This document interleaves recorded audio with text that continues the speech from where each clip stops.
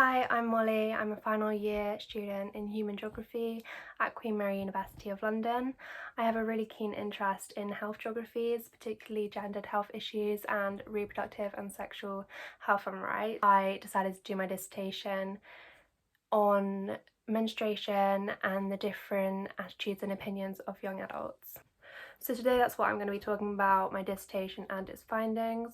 My dissertation was titled Period Poverty, Stigma and Sustainability, an exploration into young adults' experiences with menstruation in Stamford, Lincolnshire. I particularly chose to explore Stamford as my location for my research because I'm from the area.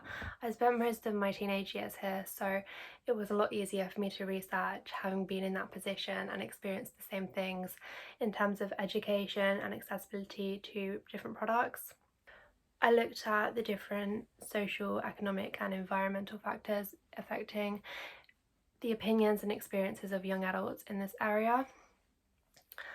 I particularly chose the three topics: period poverty, stigma and sustainability, as I think they're such important topics relating to the topic of menstruation, but also just in the discipline of global health. I think they intertwine really well. They definitely relate, and I think my findings really reflect that. It makes the research really interesting, and I really enjoyed doing the topic for all three of the sections. However, today I'll be focusing on the sustainability aspect. So menstruation as a whole is so relevant because around 26% of the population are of reproductive age. That means that any given time around 800 million people are menstruating. Moreover, women, girls and people who experience periods face unequal environmental burdens, where improved access and information to sustainable menstrual products could improve well-being.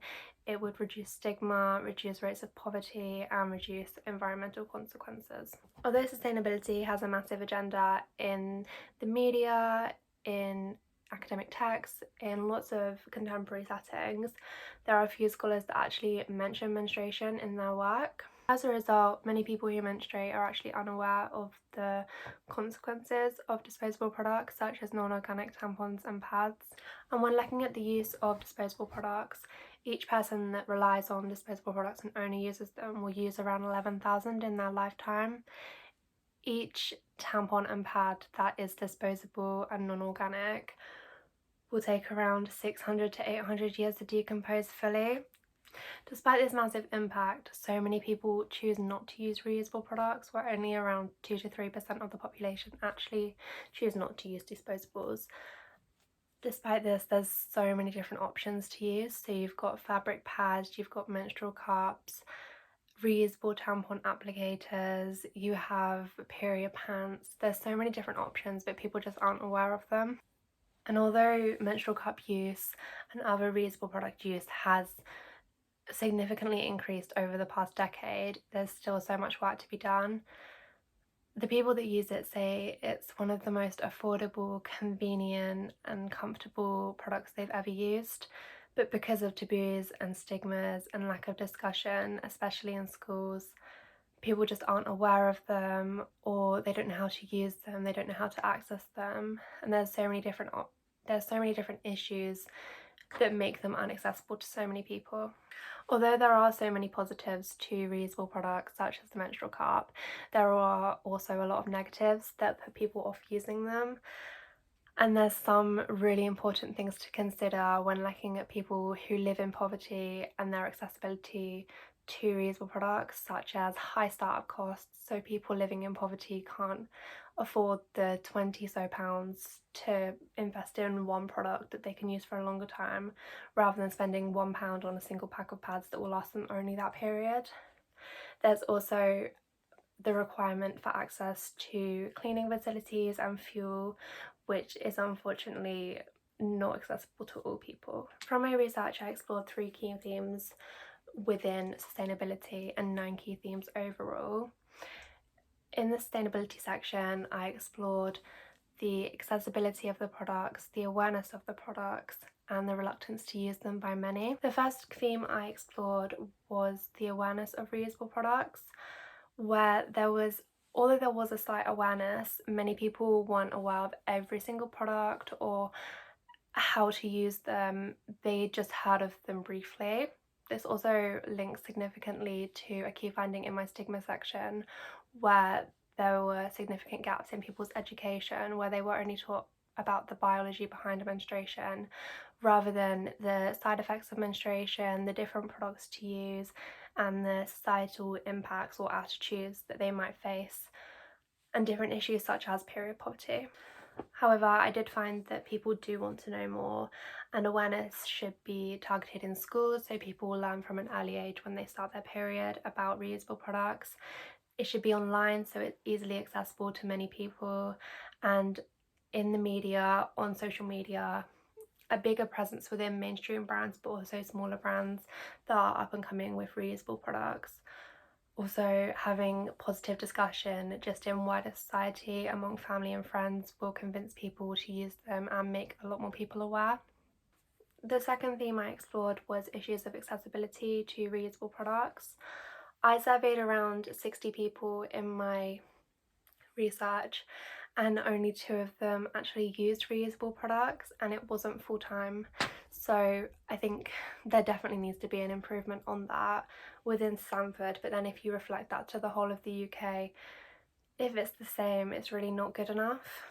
There needs to be more products in shops, because I visited 6 shops in Stanford, both supermarkets and drugstores of different price ranges, from Lidl to Waitrose, and only 2 shops sold reusable products, and there was only one option in both of those 2 shops. So it was Waitrose and Boots, and they both sold menstrual cups. They were also priced quite high, so around £21, which is just not accessible to all people. I felt that people definitely wanted to see reusable menstrual products in shops, and it would make them a lot more aware of them, but also increase their likelihood to actually use them. One of the people that did use reusable menstrual products said that when they saw it in Waitrose, they were so happy and they tried it straight away because they'd just never seen it before and it was so intriguing. If there was more products available in shops but also more information in the shops, it might increase the accessibility. Well, it would increase the accessibility, but it might increase the likelihood that people would use them. The cost is also an issue, where they are quite expensive, so people said if there was offers or trials, they would definitely consider using them. And the fuel and access to water issue is also a big thing. So although people didn't say that they experienced these issues in Stanford, they said that other people might. So we just need to tackle poverty as a whole, and hopefully it would make reusable products more accessible as a result. The final theme I explored was the reluctance to use these products. So a lot of people had heard of them, slightly aware of them, but they just didn't want to use them for whatever reason. I did find this tended to be due to preference, which is completely fine. Just only being used to disposable products because that's what their mum or their family members had introduced them to. And price was also a big contender for people because they'd never used them before. They didn't want to jump in and spend a lot of money on something that they didn't know if they were going to get on with. However, there was also entrenched stigma that I found in this section, where a lot of people labelled reusable products as unhygienic because they were handling their own blood and becoming a bit more close to their period. Ultimately, in this discussion of reusable products, choice is key, and people are going to prefer disposable products, but sustainability is a really important issue, and if reusable products aren't accessible or people don't want to use reusable products such as menstrual cups, organic products should be highlighted as better. Finally, one of the most important parts about all of this is doing your own research. I think it's key.